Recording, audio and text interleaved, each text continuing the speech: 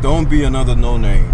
I was leaving my house on my way to the gym, and I see this guy that lives around the house. I see him all the time. He's a really cool guy, old, elderly guy, probably in his 60s or 70s, probably older than that. And he's always walking up and down the block, trying to, do his little cardio or whatever, maybe rehabilitate his leg. And I see him, and my heart goes out to him because he's just a regular guy. Every time he sees anybody, he just waves hi. He's not crazy. He's just a normal guy. And he's walking around, and as he's walking, as I see the limping and his person, I see the pain, right? I see the pain of his existence. Like he's in his 70s, right? And I'm thinking, wow, that's 70 years of pain, 70 years of hardship, 70 years of betrayal. I mean, you live on this earth for 70 years, you're gonna notice the good and the bad. You're gonna see the bad of mankind. You're gonna see the good of mankind, and you're just gonna see the ugly, the bad. So I'm pretty sure he experienced betrayal and rejection and shame, humiliation, all these things. 70 years of pain built up in that one man walking down my block. But then those 20 years of pain led to what? Right? As much as I love that guy, this guy has no name. I don't even know his name. He has no name. Nobody knows him. Nobody knows his legend. Nobody's gonna sing his songs, like the Greeks used to say. Nobody's gonna remember him. He went through all that pain for nothing, right? As far as I'm concerned. The rest of the world doesn't know him. Why? I believe that anyone who suffered, who felt any kind of pain, whether it's mental, emotional, whatever, anyone who suffered has the right to be remembered in a way, because pain is the one thing that unites all of us as humans. We all cry tears. We all feel, sorrow and grief. We all feel those things. And I believe that the more pain you feel, even if it's just a tiny bit, the more you feel, the more you could use that for energy. You can use that as fuel. You guys know my philosophy on pain. I say pain is energy. It's not tangible, but it's one of the most powerful sources of energy out there.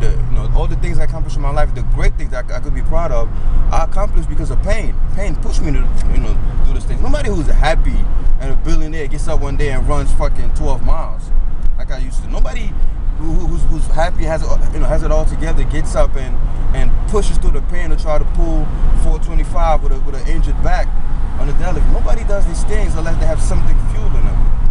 So it hurts me when I see. Let me speed it up a little bit. It hurts me when I see all these guys who obviously suffered so much in their lives, but yet never used that energy towards anything. They're sitting on a gold mine. It's like sitting on a field full of gas, everybody knows gas makes the world go around, but yet not using it to fuel their vehicles or their engine. Can you imagine how the Middle East would be if they were not using, all the oil that they sit on top of? The same thing, something could be said for all the guys out there. So my advice to you, to make this video short, no matter how young you are, how old you are, you've suffered pain. You're watching this video, you experienced pain. Use that for something. Don't be another no-name, right?